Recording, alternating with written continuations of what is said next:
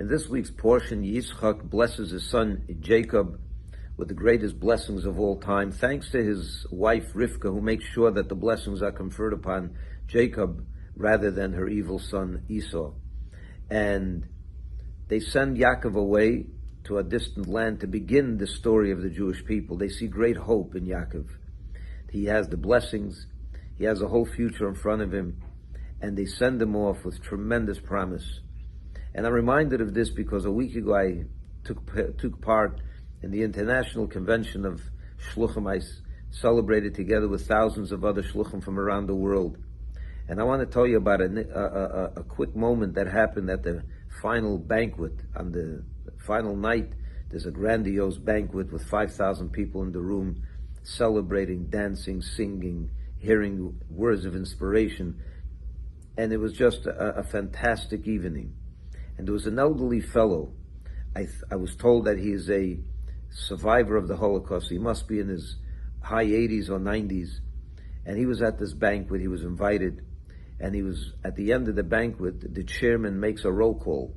He calls out, the Shluchim of America, the Shluchim of Cambodia. The Shluchim goes through country after country, and everyone rises.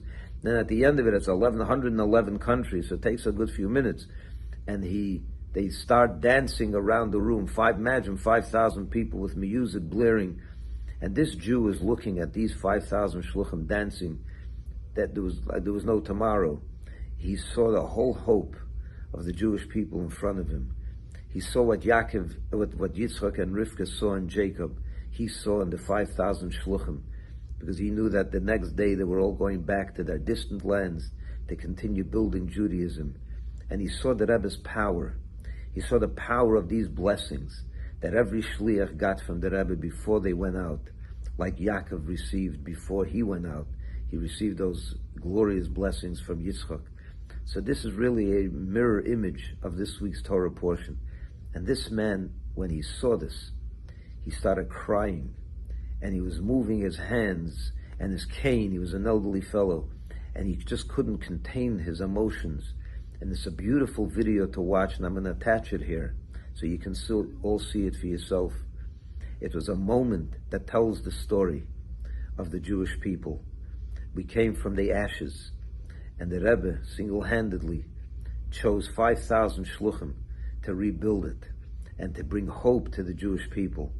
And I have to tell you that I came back very, very much inspired, and I want to share that with you, because we are, when you participate in an evening like that, in a weekend like that, you can't help but come back with invigorated strength and with great promise and with so much potential.